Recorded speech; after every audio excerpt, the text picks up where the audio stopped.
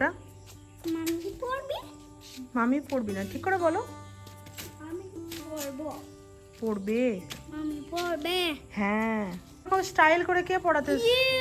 ও no, ওটা style. ওকে। সুপ্রভাত, শুভ সকালের শুভেচ্ছা জানিয়ে আজকের ব্লগটা শুরু করলাম। তো সকালবেলাটা যদি একটু তাড়াতাড়ি ওঠা যায় আর উঠে যদি একটু ব্যায়াম করা বা শরীরচর্চা করা যায়, তারপর একটু ফ্রেশ হয়ে এই যে ছেলে উঠে পড়লো, ব্যাস একটু কাঠবাদাম খেয়েছিলাম।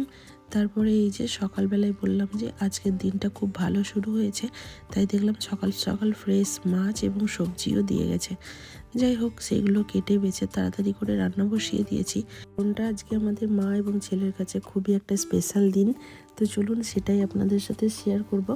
আর ওইদিকে মাছের ঝোল হবে, আর এটা কাঁচা আম, তো কাঁচা আমের চাটনি বানাবো। তার সাথে এখন জানি না কি হবে। যাই হোক, একটার পর একটা কোনো রকম তাড়াতাড়ি রান্নাবান্না সেরে আমরা মা আর ছেলে মিলে বেরিয়ে পড়বো। আজকে ওর পাপা আসছে। আর এই ভিডিওটা কিন্তু বেশ কিছুদিন আগেকার, এখন রিসেন্ট নয়। যাই হোক, গ্যালারিতে ছিল, ভাবলাম আপনাদের সাথে চলুন শেয়ার করি। তো এই যে আমার ছেলে খুবই এক্সাইটেড, ও রেডি হয়ে গেছে, সকাল সকাল স্নান টান কমপ্লিট। এবার চলুন তৈরি হয়ে এই যে আমরা মা আর ছেলে মিলে স্কুটিতে করে বেরিয়ে পড়বো। আর যাওয়ার আগে আমার ছেলে আমাকে সব কিছু মানে ও পছন্দ মতো আমাকে ড্রেস পরতে হবে, ও পছন্দ মতো জুতো পরতে হবে। যাই হোক, আমার ছেলে কি বলছে একটু আপনাদেরকে শোনাই। তোকে যে বললাম পাপাকে আনতে যাবো, এদিকে আয়। কি হলো ওটা? এই নাও জগত্তা। কে পড়বে ওটা? মামি পড়বে। মামি পড়বি না, ঠিক করে বলো। আমি পড়বো। পড়বে? মামি পড়বে। হ্যাঁ। আচ্ছা, এইটা পরে যাবো আজকে, শুজ পরবো না। মামি জুতো পরবে না, এটা পরে যাবে, নর্মাল জুতো পরে যাবে। নয় মা। আর টুপিটা এরকম স্টাইল করে কে পরাতে? ও নো, ওটা স্টাইল। ওকে, ইটস ওকে, আমি পড়ছি পড়ছি পড়ছি, রাখো তুমি, বারবার জুতো হাত দিও না। তো যাই হোক, আমরা এখন বোলপুরে পৌঁছে গেছি। আর ওর বাবা দুর্গাপুর পর্যন্ত রাজধানীতে এসছে ট্রেনে করে, আর বাকিটা এই দিকটা বাসে করে আসে, কারণ দুর্গাপুর থেকে ডাইরেক্ট বোলপুরে ট্রেন পাওয়া যায় না, সেই বর্ধমান হয়ে ঘুরে আসতে হয়। সেই কারণে ওর বাবা বাসে চলে আসে, আর বাসে 45 মিনিট মতো টাইম লাগে। এখন আমরা চেপে পড়েছি স্কুটিতে, এখন ফেরার পালা। যেহেতু ছেলে আর আমি এসেছি আসার সময় স্কুটিটা নিয়ে, তাই কোনো রকম ভিডিও আপনাদের সাথে শেয়ার করতে পারিনি। আর এখন বাড়ি ফিরে যাচ্ছি, আর রাস্তায় খুবই জ্যাম ছিল, কারণ আজকে মনে হয় কোনো পার্টির নেতা মন্ত্রী এরা সব কেউ আসবেন। তো যাই হোক, সেই জন্য রাস্তায় প্রচুর ট্রাফিকও ছিল। আমাদেরকে একটু মানে রাস্তা ঘুরে ঘুরেই আসতে হয়েছিল, মানে আসার সময়, আর যাওয়ার সময় তো দেখছেনই। তো চলুন এখন বাড়ি ফিরি। বাড়ি ফিরে গিয়ে ছেলেকে তো স্নান করিয়ে নিয়ে এসেছি, খাবার দাবার দেবো, ওর বাবাকেও খাবার দেবো, রান্নাবান্না সমস্ত কিছু করেই এসেছি।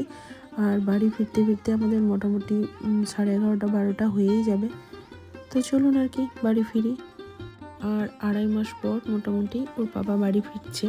তো আমরা যেমন দুর্গাপুজো, কালী পুজো এগুলোতে সাথে পাই না হাজব্যান্ডকে, বা আমার ছেলে যেমন ওর বাবাকে সাথে পায় না, তো সেই দিনগুলো যেমন দুঃখের লাগে আমাদের কাছে, ঠিক তেমনই যেদিনই বাড়ি ফেরে সেই দিনটা কিন্তু আমাদের কাছে দুর্গাপুজো বা কালী পুজোর আনন্দের থেকে মানে কম কিছু হয় না, তার থেকেও বেশি অনেক কিছু মনে হয়।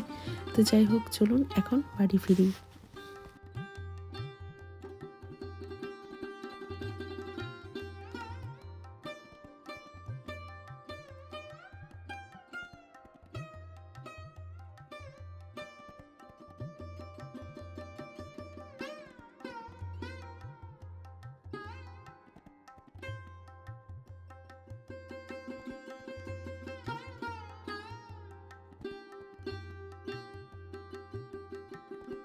আর বাড়ি ফেরার সাথে সাথেই দেখুন ও একটা লেদারের সাপ কিনেছিল। যাই হোক, ওটা দিয়ে ওর পাপাকে ভয় দেখাচ্ছে। আর ওর পাপা বলবে এসে ফ্রেশ হই, তারপর তোমাকে আদর করব, কোলে নেব। বাট ওটা ও কোনো মতেই মানে ওইটুকু টাইম আর কি দেবে না, তার আগেই ওকে আদর করতে হবে, কোলে নিতে হবে, ভালোবাসতে হবে। যাই হোক, ও এখন আমাকে আর কয়েকটা দিন চিনবে না, মানে চিনবে না এটা বলা ভুল, মানে আমার শাসনে থাকবে না, বা পাপার আদরটাই ওর কাছে এখন সব থেকে বেশি ইম্পর্ট্যান্ট। এখন যে 1 মাস ছুটিতে উনি বাড়িতে থাকবেন, সেই 1 মাসটা ওর কাছে মানে বিশাল একটা বড় পাওয়া।